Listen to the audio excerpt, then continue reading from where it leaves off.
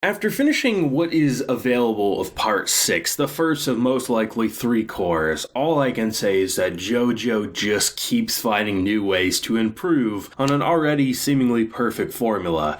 The Father Pucci and Whitesnake in general, I really enjoy what the last couple of episodes did for their character, because when you're standing up against some of the all-time best JoJo villains that are just pure insanity, pure evil, how do you differentiate yourself from them while still staying true to that JoJo formula? And I really think the Father has, honestly, the best of all JoJo characteristics. The idea of having to count, I think, prime numbers is what he said. The kind of like odd quirks in the face of such brutality and craziness. The idea of being loyal to Dio, and just that kind of explains, which no real surprise, I think it was in either the second or third video I was talking about, most likely it's probably a connection with Dio, which honestly there's nothing wrong with that, it perfectly works just fine. But the idea of having a badass stand and just being so calculated without exploiting what he is to the public at least too soon, because the idea of that standoff between him and Jolene, the fact that he planted a guard there ready to shoot her, but also recognizing that she probably has an ally behind those barrels. You don't want to kill her in case that you can't kill him, then your identity is exposed, but you're also covering up your tracks. And honestly, had the raining frog situation not occurred, Jolene would have died there. I am loving what his character is bringing to the table, and the fact that even in the face of losing the stand, he recognizes that Jotaro is just a soulless body. Even though it is a win, it's still a loss, all things considered, that the soul isn't there. Really, the memory disc is the one you wanted the most of, right, if we had to take anything there. But it's still, a victory is a victory, and for some time over the videos I've been questioning, how are they going to end Core 1? Because, obviously, when this was originally being built, it wasn't with the intent of having it broken up into probably 3 drops. But I have to say, Episode 12 feels like a satisfying stopping point for potentially 3 months or so, before Netflix does the next batch. I highly doubt Netflix will then go to a weekly model. I imagine every 3 months, probably after Japan catches up, because this hasn't even aired in Japan yet. Episode 1 comes out in January. I imagine once they catch up, we'll get the next batch, as will allow David Production to continue refining and kind of like reflecting on how to improve this already perfect production. I mean, there's a couple of questionable visual moments, but nothing enough to like make me say, holy shit, that looked horrible. More so, I'm like, I really love how you use the weightlessness of these characters to enhance a fight that could have easily been forgettable in the manga. A very common thing I see when JoJo parts come out is, I don't understand this fight, I don't like this fight. Then the anime comes out, I completely understand this fight and I love it. And anytime you deal with like zero gravity or weightlessness, you can tell how, if you have a bad translation, if you just, maybe the drawings and the way the line work is, maybe it's just you have a hard time comprehending it. That entire fight with Jumping Jack and Weather Report, Jolene, and the zero gravity, and how they use all their abilities in harmony, the reloading effects to then firing, no air, so then you make kind of like a cloud suit that's almost like a space suit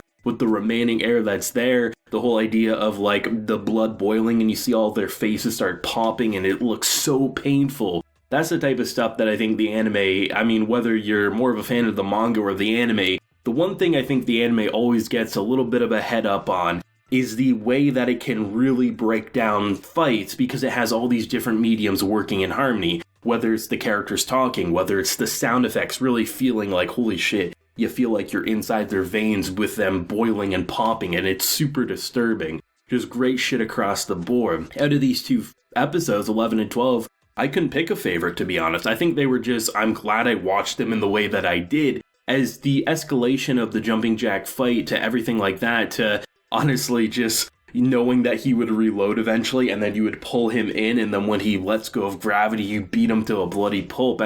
Sometimes brute force is great to see, just brute force kick some serious ass, but I like how Jolene and, Weather Report, Jolene and Weather Report are honestly the duo I didn't think I would like as much as I currently am, but maybe they might be my favorite character pairing that we've seen in Part 6 so far. And I'm not exactly sure if there's a specific reason. Their stands together I thought worked in harmony very well, very creative. But their personalities, they can both be so cautious, but also so bold all at the same time. Like, Jolene does things that you're like, holy shit, she's gonna kill herself just for a chance at an attack, very much reminding us of her father.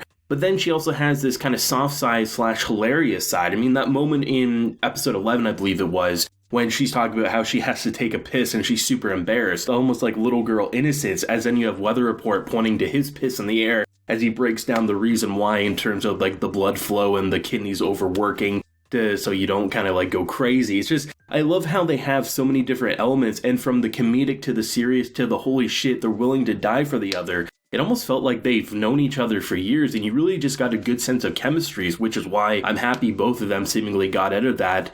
I guess you could kind of say alive. I mean, Weather Report was bleeding to death, Jolene was bleeding to death, but hey, at least the heartbeat's still there and they didn't get a disc removed and end up with another JoJo situation. But the father and how they dealt with, like, the raining frogs, it's such a clever way because there has been natural occurrences throughout history where animals have fell from the sky. Mainly because of like tornadoes and winds and things like that. That's like the reason why it happened. But the fact that they did that to a father, someone very spiritual, so you get that biblical reference to it all at the same time, as the frogs, if you touch them, are not dangerous, but when they have impact, they become very poisonous. It was really cool to see how Weather Report, in his last final hurrah, I thought he was gonna die there. I wasn't expecting him to seemingly make it out of that. I thought that was his last breath as he bled out. But honestly, that was really cool because you have the father who's in a pretty interesting predicament, assuming that the guard is going to kill Jolene, but it's more so, how do I get out of this? Because one guard's dead, my guard's covered in poisonous frogs,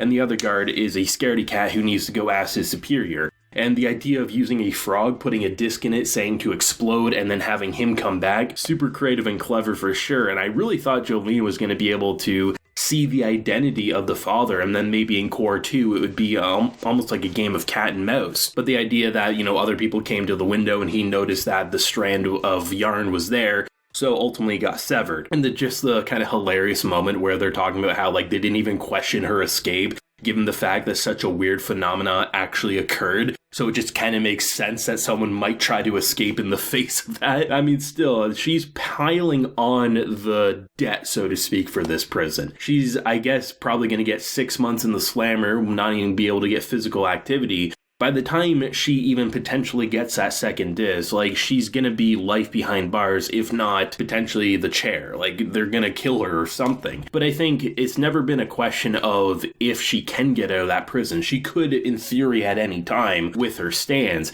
The issue for her is she needs to stay inside those walls in order to get her father's disc. And I thought the idea of the bird, I actually thought it was going to be a person. Initially, when the guard was standing there, I thought that was the foundation. And nope, it was just someone waiting to blast her just sky high. This part, though, I have to say, I mean, for me personally, I'm going to reserve what's my all-time favorite JoJo part until I finish part 6. But so far from me, from 1 through 5, I've enjoyed JoJo more and more the more parts I see. And after Golden Wind, I was like, holy shit, this is my JoJo part. And it still is.